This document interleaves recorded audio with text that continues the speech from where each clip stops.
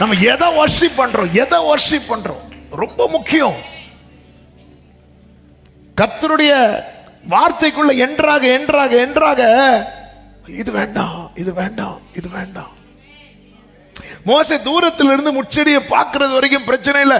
கிட்ட நெருங்க மோசே காலில் இருக்கிறது என்ன கழட்டு, கையில் என்ன வச்சிருக்கிற கோல் போட்டான். சுத்திகரிப்பு ரொம்ப முக்கியம், ரொம்ப அவசியம். எபேசியர் 5வது அதிகாரம் 25 முதல் இப்படி சொல்லப்பட்டிருக்கிறது தெரியுமா? புருஷர்களே, உங்கள் மனைவிகளில் அன்பு கூறுங்கள். அடுத்த வார்த்தை பாருங்கள்.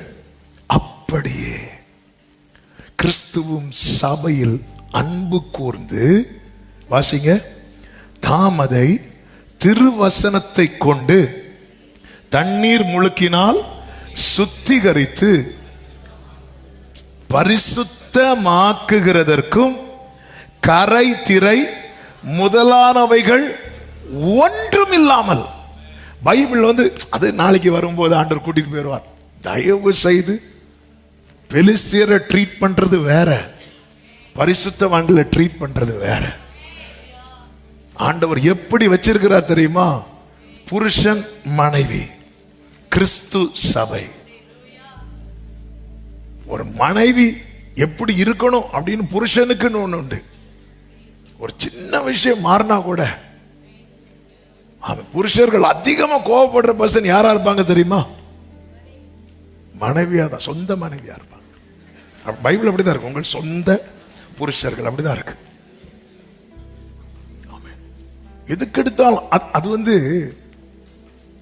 அது ஒரு அன்பின் வெளிப்பாடு தான். அது ஒரு அன்பின் வெளிப்பாடு. இந்த அன்பு இல்லாம எரியறவங்க இருப்பாங்க, அவங்க நாளைக்கு எரிஞ்சிட்டு இருப்பாங்க. அது விட்டுருங்க. இந்த அன்பின் வெளிப்பாடு. ஏன்னா ஒரு சின்ன விஷயம் மாறினா கூட அவங்களால அக்செப்ட் பண்ண முடியாது. ஆண்டவர் எப்படி நம்மளை பார்க்க விரும்புறார் தெரியுமா? பரிசுத்தமாகிறதற்கும் கரை திரை முதலானவைகள். சொல்லுங்க, கஷ்டமா இருக்கா சொல்றதுக்கு? சொல்லுங்க. அது நான் சொல்லிட்டேன். அடுத்து சொல்ல வேண்டியது சொல்லுங்க. ஒன்றும் இல்லாமல். எது ஒண்ணு இருக்கக்கூடாது? ஒரு சின்ன கரை கூட. ஆமே. இதுக்காக அவர் கொடுத்த கிரை என்ன தெரியுமா? தம்மை தாமே ஒப்பு கொடுத்தார். அதாவது என் கையை சுத்தமாக்க அவர் கையில் ஆணி.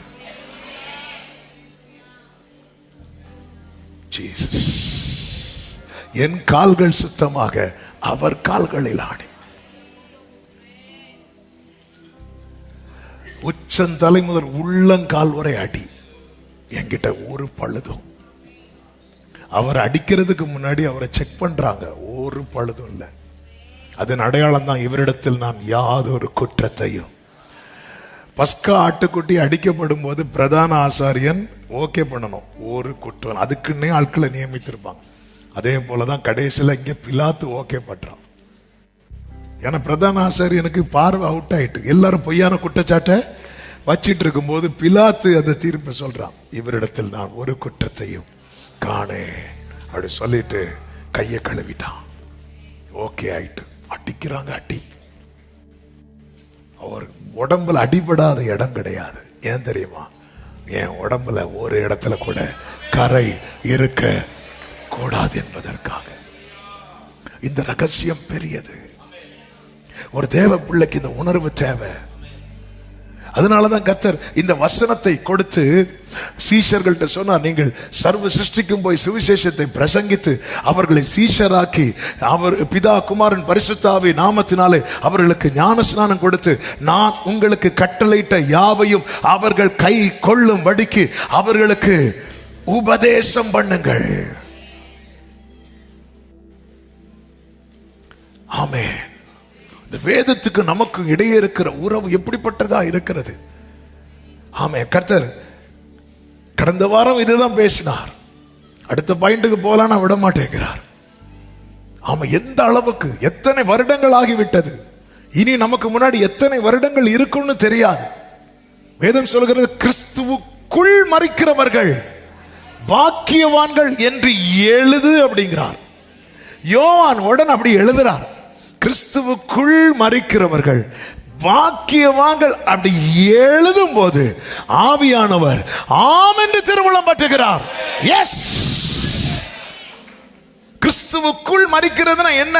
அந்த பசுக்கள் அந்த பிரசனத்தை சுமந்து கொண்டு போய் கர்த்தருக்கு தகன பலியாய் மாறினதல்லவா, அது போல இந்த இந்த இந்த பிரசனம் நிறைந்த வசனத்தை எவன் ஒருவன் சுமந்து கொண்டு ஓட்டத்தை முடிக்கிறானோ அவன் கிறிஸ்துவுக்குள் மரிக்கிறவன். கிறிஸ்துவுக்குள். ஹல்லேலூயா. வசனம் நமக்குள்ளே, நாம் கிறிஸ்துவுக்குள்ளே. எல்லாரும் இந்த வார்த்தையை சொல்லுங்க, வசனம் எனக்குள்ளே, நான் கிறிஸ்துவுக்குள்ளே. மறுபடியும் சொல்லுங்க, வசனம் எனக்குள்ளே, நான் கிறிஸ்துவுக்குள்ளே. இதான் ஃபார்முலா. இந்த ஃபார்முலா மட்டும் உங்க லைஃப்ல அப்ளை பண்ணிட்டீங்கன்னா, கிறிஸ்துவுக்குள் என் ஜீவன் இணைந்து மறைந்துள்ளது, கிறிஸ்துவுக்குள் என் ஜீவன் இணைந்து மறைந்துள்ளது, நான் அல்ல, ஆமே, நான் அல்ல. அந்த பிரசனத்தை சுமக்கிற அந்த உடன்படிக்கை பெட்டியை சுமந்த அந்த கரவலான மாடுகள் கூப்பிட்டு கொண்டே போச்சுதான். அப்படிதான் பைபிள்ல இருக்கு, கூப்பிட்டு கொண்டே போச்சு. எப்படி கூப்பிட்டுருக்கோம்? அதுக்கு சத்தம் போட்டிருக்கோம். என்ன சொல்லியிருக்கும் தெரியுமா? ஆமா, இது நான் நடக்கல, நான் அங்கே இங்கே போகக்கூடியவன், ஆனா அவருடைய பெட்டி என் தோல்ல இருக்கு. நான் இன்னைக்கு நேரா நடக்கிறேன், நான் இன்னைக்கு செம்மையா நடக்கிறேன். ஹல்லேலூயா. இதுதாங்க நம்முடைய சாட்சி. மோசே எப்படி மோசே இந்த கேரக்டர் மாறிச்சு? தொபியாக்க கேரக்டர்ல மோசே எகிப்துல வளர்ந்தவன் அல்லவா மோசே. அப்ப ஆளோட்டி எபிரேயன் அடிக்கிறத பார்த்ததும் மோசைக்கு அவனை என்ன பண்ணணும்னு தான் தோணுச்சு, அடிக்கணும்னு தான் தோணுச்சு. அவன் அடிக்கிறான், நான் அடிப்பேன்.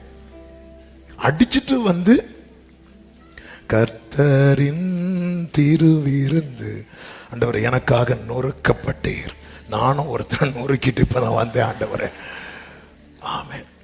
அவன் எகிப்துல இருந்தான், அவனை வெளியே கொண்டு வந்து வார்த்தை எத்தனை நாள் இரவு பகலா பேசி முகமுகமா பேச பேச பேச இப்ப ஆரோன்னு அகெயின்ஸ்டா பேசுறாங்க. அதாவது சிலர் இருக்கிறாங்க பாருங்க, நம்ம மோசமா இருக்கும் போது அமைதியா இருப்பாங்க, நம்ம திருந்திட்டோன்னு தெரிஞ்சிட்டுன்னு வைங்களேன், வந்து வந்து நிப்பாங்க. இப்ப அடிங்க அப்ப கை விறு விறுன்னு வரும். மோசைக்கு விறு விறுன்னு வரல, ஏன்னா தொபியா கைட்டம்லாம் உள்ள இருந்து வெளியே போயிட்டு உள்ள சட்டியில இருக்கிறது தானே. சில சொல்லுவாங்க பாரு, இன்னைக்கு திருவிருந்து எடுத்துட்டு வந்த, இல்லைன்னா தெரிஞ்சிருக்கும். ஏன்னா ஐட்டம் உள்ள இருக்கு, அது வெளியே வர்றதுக்கு 2 நாள் ஆகும். டியூஸ்டே, ஏன்னா சண்டே தான் உள்ள போட்டு ரசத்தோட கூட அதையும் விழுங்கி இனி அது கொஞ்சம் கொஞ்சமா வெளியே வரும். மண்டே வந்து அப்படி நினைவுல இருக்கும், மண்டையில நிற்கும். செவ்வாய் தோஷம், டியூஸ்டே வந்து அடிக்கும் பாருங்க. உடனே புதன்கிழமை போச்சு, அடுத்த வெள்ளிக்கிழமை உபவாசம், சனிக்கிழமை ஆயத்தம், ஞாயிற்றுக்கிழமை ஆரவாரம், அடுத்து மண்டையில நிற்கும். இப்படியே போயிட்டு இருக்கு. இல்ல இல்ல இப்ப மோசே என்ன பேசினாலும், ஏன் உன்கிட்ட மட்டும் தான் கர்த்தர் பேசுவாரா? ஒரு 40 வருஷத்துக்கு முன்னாடி ஆரோனே பேசலான்னு வரும்போது மோசே இப்படி ஆம்ச காட்டுவார். சிலர் அப்படியே இருப்பாங்க தெரியும், போட்டோ கூட இப்படிதான் நிற்பாங்க. பொண்ணு பார்க்க போட்டோ கூட இப்படி கொடுக்கறவங்க இருக்கிறாங்க. ஏன்னா பொண்ணு நாளைக்கு அடிக்கணும்னு தீர்மானத்தோட வந்துடக்கூடாது. ஆரோன் இப்படி பேசுவார 40 வருஷத்துக்கு முன்னாடி, மிரியாம் பேசுவாங்களா 40 வருஷத்துக்கு முன்னாடி? இல்ல இல்ல, அந்த இடத்துல தான் கேரக்டர் எழுதப்படுது. அவன் சாந்த குணமுள்ளவன். எப்படி மோசே சேஞ்சஸ்? என்ன ஆச்சு? பேசுறார். தள்ளி நின்னு கேட்டேன், கொஞ்சம் பக்கத்துல வந்து கேட்டேன், இப்ப ஃபேஸ் டு ஃபேஸ். தொபியாக்க எதுவுமே என்கிட்ட இல்லை. எகிப்துக்கு வாசனை கூட இப்ப மோசேட்ட கிடையாது. எகிப்து வீட்டுல வளர்ந்தவன், அந்த ஸ்மெல்ல கூட மோசேட்ட கிடையாது. பரலோக ஸ்மெல் அடிக்கும் மோசே கிட்ட. பரலோக ஸ்மெல், அந்த முகம் வந்து ஜீசஸ் சபையே, அந்த அவரை அறிகிற அறிவின் வாசனை, பரலோக ஸ்மெல் தான் நம்ம மேல அடிக்கணும்.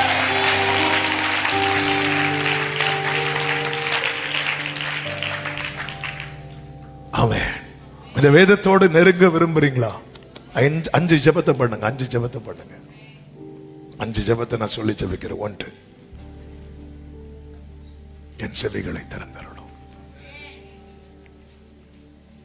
என் செவிகளை திறந்தருளும்.